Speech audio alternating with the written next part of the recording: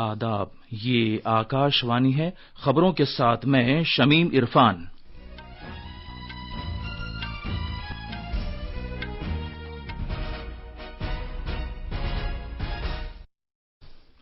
वजीर आजम ने कहा है कि मुल्क का ज़राई शोबा किसान और गांव आत्मनिर्भर भारत की असल बुनियाद है।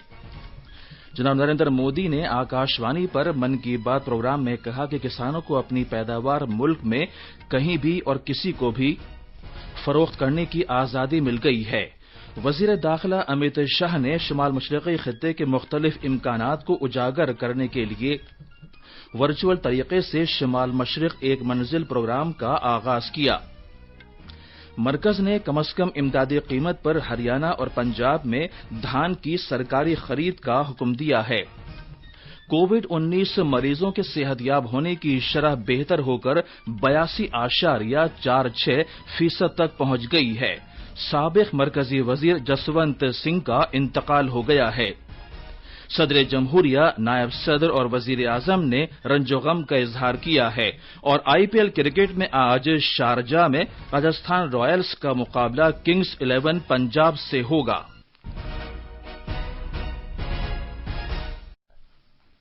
अब खबरें तफसील से। वजीर आजम ने कहा है कि भारत खुद कफील तभी बनेगा कि जब किसान और गांव बाइख्तियार बने। जनाब नरेंद्र मोदी ने आकाशवाणी पर मन की बात प्रोग्राम में कौम से खिताब करते हुए कहा कि मुल्क का ज़राई शोबा किसान और गांव आत्मनिर्भर भारत की असल बुनियाद हैं। उन्होंने कहा कि बहरान के इस दौर में भी ज़राई शोबे ने अपना दमखम दिखाया है। वजीर आजम ने कहा कि किसानों को अपने फल और सब्जियां कहीं भी और किसी को भी फरोख्त करने की ताकत मिल गई है। जनाब मोदी ने जोर देकर कहा कि ज़राअत में इख्तराई तरीके अपनाने की जरूरत है। उन्होंने मणिपुर की विजय शांति का जिक्र किया, जो नित नए तौर तरीके अपनाने के लिए इन दिनों खबरों में हैं। विजय शांति ने कमल के तने से धागा तैयार करने का एक स्टार्टअप शुरू किया है। जनाब मोदी ने कहा कि उनकी कोशिशों और इख्तराई तरीकों से कमल की खेती और टेक्सटाइल के शोबों में नए रास्ते खुल गए हैं। वजीर आजम ने कहानी सुनाने या किस्सा गोई के फन के बारे में तफसील से बात की और बताया कि किस तरह ये हमेशा भारतीय सकाफत का एक हिस्सा रहा है। हर खानदान में कुछ बुजुर्ग अफराद छोटे बच्चों को किस्से कहानियां सुनाया करते थे और पूरे घर को एक तहरीक और तवानाई मिलती थी।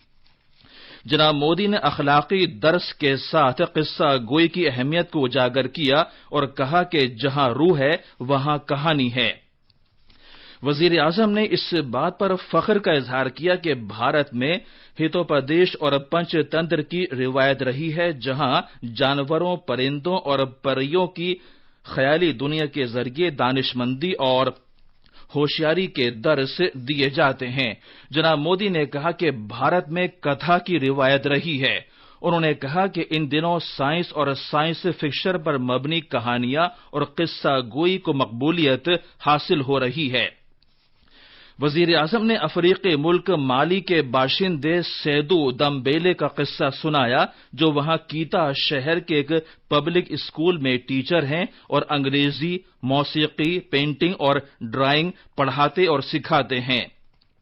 जनाब मोदी ने बताया कि दम्बेले को भारत के लिए उनकी मोहब्बत और प्यार की वजह से हिंदुस्तानी बाबू भी कहा जाता है। जनाब मोदी ने मुजाहिद आजादी भगत सिंह को याद किया, जिनकी जयंती कल 28 सितंबर को मनाई जाएगी। उन्होंने कहा कि भगत सिंह हिम्मत और दिलेरी की एक अलामत हैं। वजीर आजम ने कहा कि 2 अक्टूबर का दिन सभी के लिए मुकद्दस और तरगीब देने वाला दिन है। हम इस दिन महात्मा गांधी और लाल बहादुर शास्त्री को याद करते हैं। जनाब मोदी ने कहा कि अगर मुल्क ने महात्मा गांधी के इख्तिसादी उसूलों के पीछे कारफरमा जज्बे को इख्तियार किया होता तो आज आत्मनिर्भर भारत अभियान की जरूरत पेश नहीं आती। वजीर दाखिला अमित शाह ने शुमाल मशरक़ी खित्ते के मुख्तलिफ इम्कानात को उजागर करने की खातिर वर्चुअल तरीके से शुमाल मशरिक एक मंजिल प्रोग्राम का आगाज किया, जो 4 दिन जारी रहेगा। شمال مشرقی خطے کی وزارت نے اس تقریب کا اہتمام کیا ہے۔ اس کا مقصد قومی یکجہتی کو مستحکم بنانے کی خاطر شمال مشرقی خطے کو ملک کے دیگر حصوں تک لے جانا اور انہیں ایک دوسرے کے قریب لانا ہے۔ اس میں سیاحت پر خاص توجہ دی جا رہی ہے اور یہ آج عالمی یوم سیاحت کے موقع پر شروع کیا گیا ہے۔ مرکز نے کم از کم امدادی قیمت MSP پر پنجاب اور ہریانہ میں دھان کی جلد سرکاری خرید کا حکم دیا ہے۔ اس کا مقصد کسانوں کے لیے کم از کم امدادی قیمت پر اپنی پیداوار تیزی کے ساتھ فروخت کرنے میں سہولت پیدا کرنا ہے۔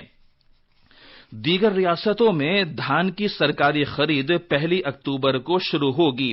فوڈ کارپوریشن آف انڈیا سمیت مختلف ایجنسیاں سرکاری خرید کے کام کے لیے تیار ہیں۔ سرکار ہریانہ اور پنجاب سے مجموعی دھان کا 31% خریدنے کا منصوبہ بنا رہی ہے۔ وہ خریف کے سرکاری خرید سیزن میں پنجاب سے 113 لاکھ ٹن اور ہریانہ سے 44 لاکھ ٹن چاول کی سرکاری خرید کرے گی۔ یہ خبریں آکاش وانی سے نشر کی جا رہی ہیں۔ ملک میں کووڈ-19 مریضوں کے صحت یاب ہونے کی شرح مزید بہتر ہو کر 82.46% تک پہنچ گئی ہے۔ روبہ صحت ہونے والوں کی تعداد 49 لاکھ سے تجاوز کر گئی ہے۔ ادھر 88,600 نئے معاملات کی اطلاع ملی ہے۔ اس طرح ملک میں اب تک 59,92,532 افراد اس بیماری سے متاثر ہو چکے ہیں۔ وزارت صحت کے مطابق پچھلے 24 گھنٹوں میں 1,124 اموات کی اطلاع ملی ہے۔